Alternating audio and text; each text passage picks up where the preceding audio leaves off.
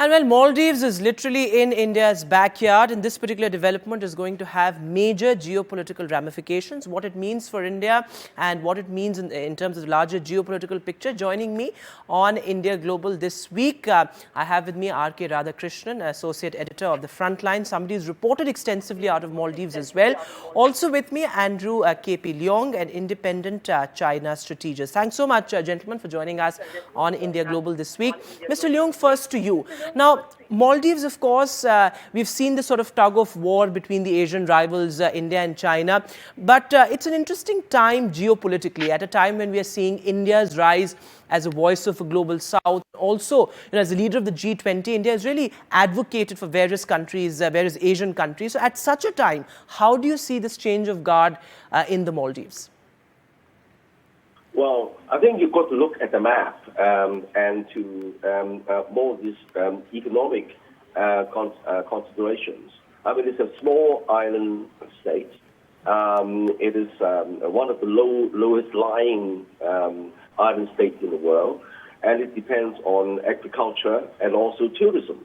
Yes. And then, of course, where are most of the tourists coming from? Now, China is the largest tourist exporting countries in the world. Before the pandemic, it's sending something over 100 million tourists across the group. So more and more tourists are set to visit the island. And yes. Secondly, of course, the China's Belt and Road connects the Maldives with China's supply and value chain. Yes. So all these calculations suggest that the Maldives people feel that they need to pivot. And as you said, we need to look at the geographical location of Maldives as well. Of course, it's strategically very important. And Mr. Radhakrishnan, talk to us about that. What makes Maldives, in a sense, indispensable for India? Because we see, of course, commercial vessels also plying the Indian Ocean through the Maldives. It's close to Lakshadweep, several nautical miles away. In fact, it also connects India to key sea routes. So both China and India vying for Maldives also because of its strategic location. Yeah, absolutely. That is right. It's right in the corridor of the oil.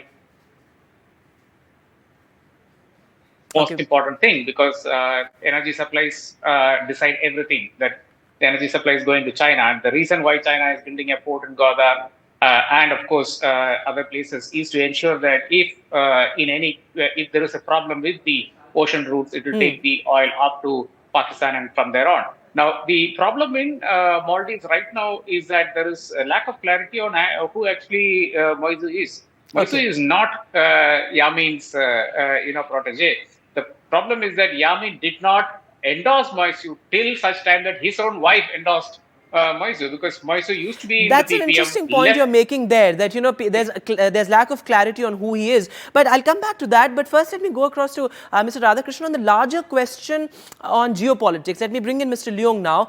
China's expanding footprint in the Indo-Pacific, in what many call an attempt to create a string of pearls in the periphery of the Indian Ocean. How do you look at that? Does India, in a sense, need to rethink its diplomatic policy, particularly in the Indo-Pacific?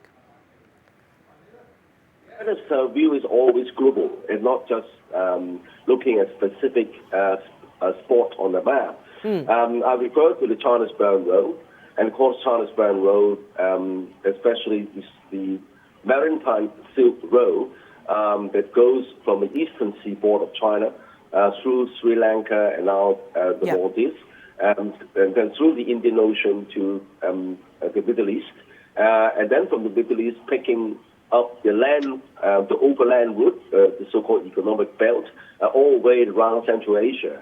Absolutely. And that's an interesting point. China's pivot to the west. And Mr. Radhakrishnan, as you were talking earlier as well.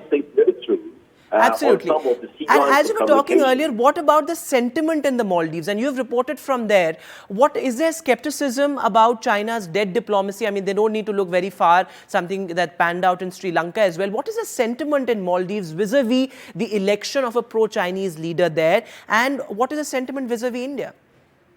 See, there are only 500,000 people in the entirety of Maldives, including voters and non-voters. Voters are about 2.82 lakhs. That's all. That is it. Now, people of Maldives, I mean, take the political guys, maybe, it can be 100,000 people in members of political parties. Barring that, everybody wants a decent relationship with India Yes. because for all their medical needs. Now, Sri Lanka is a no-go because Sri Lanka is short of all kinds of supplies. People don't trust Sri Lanka any longer. So Trivandrum, Cochin, Bangalore, Chennai, these are the places So that they by come and for medical large, there treatment. is a positive sentiment vis-a-vis India is what you're saying. Of course, there's a large diaspora population there as well. But the last word to you, Mr. Leong, do you think that a pro-Chinese government, a pro-China government in the Maldives could also potentially mean, breeding ground for terrorists? Because, this India out campaign that has been fought by the president-elect in the past, term as well, in the past pro-China government term, we've seen that radicalism rose significantly. Well, I don't think that China looks at things from a zero-sum point of view. For example, India is playing, of course, the United States, between the United States and Russia, and then also allies with or partnerships with a host of other countries. And the same applies to the Maldives, and the same applies to Beijing. Right. But I forgot to mention a very important dimension, which is that the Maldives are a Muslim country. Now, with the recent tilt of the Indian government policy, seems to be marginalizing the Muslim community relative to what happened in the past. And that plays another role in this change of relationship. Okay, that's a very interesting perspective there again, Mr. Leong. A dialogue member of the Shanghai Cooperation Organization. Absolutely, absolutely. So multiple aspects there to this story, of course. As I said earlier, also right at the beginning of the discussion, that Maldives has been a traditional ally of India. Remains to be seen how this pans out. He's yet to assume office. But the first announcement that he said that he is, made that he's, committed to the cause of throwing out foreign troops from Maldives. Thanks so much, gentlemen, for joining us on this very important discussion here on India Global.